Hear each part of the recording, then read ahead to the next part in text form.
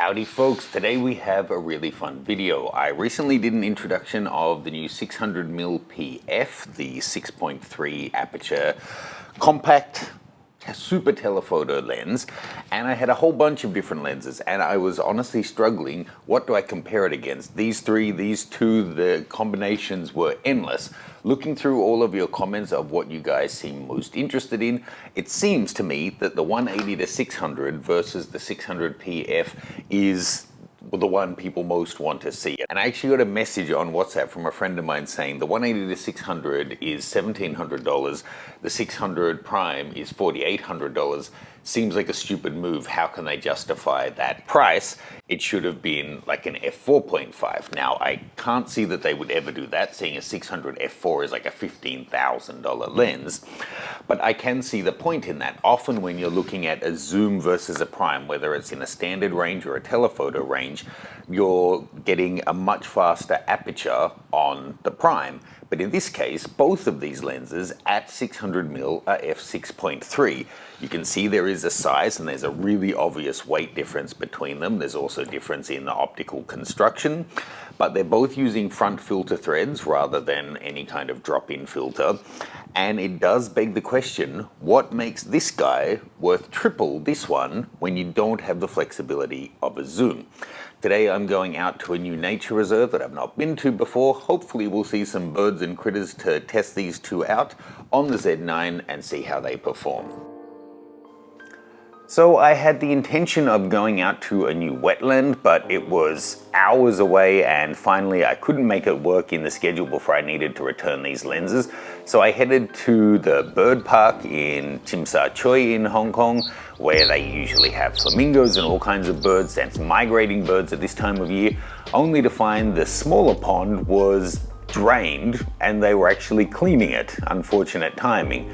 I made a walk over to the main pond, which is where you do see the flamingos and whatnot, and unfortunately they were cleaning that one as well, and they were even like chainsawing the trees, which, you know, explains why there were hardly any migrating birds around.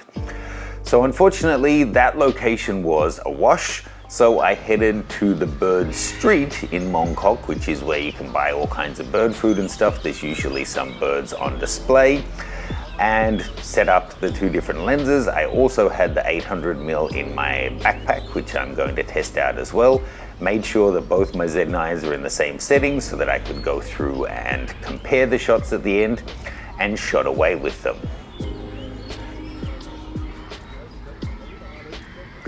I spent several hours here just waiting for birds to be in decent light so that I could get sample files that were at a nice low ISO. If you haven't already, you can see in the description below, I've got sample files you can download from all three of these lenses to pixel peep for yourself. And whilst you're over at learn.mattgranger.com, check out my Pink Friday sales. I have up to 75% off different individual courses and bundles, including my wedding photography, business photography, dramatic single light portraiture, educating Steph, and much, much more. Link for all of those deals is in the description below.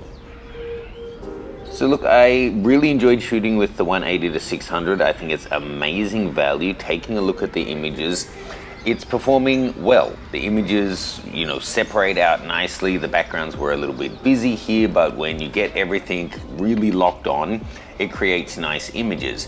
There's no question though that the 600 is a notch above in terms of its focus acquisition and overall handling. It's that much smaller and lighter, but the images just have a pop and a clarity that the 180 to 600 doesn't quite have.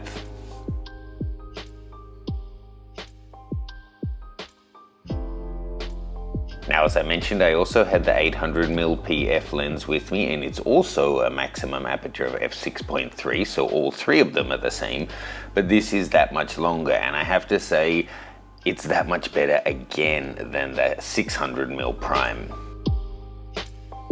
It could be just that for this location, 800 was ideal, but it seems to have more three-dimensionality, more pop. The images, my strike rate was even higher despite being a longer lens. Focus was even better. Everything on it is that level up. Nikon really know how to segment their products so that you want more than one, even when they're overlapping products.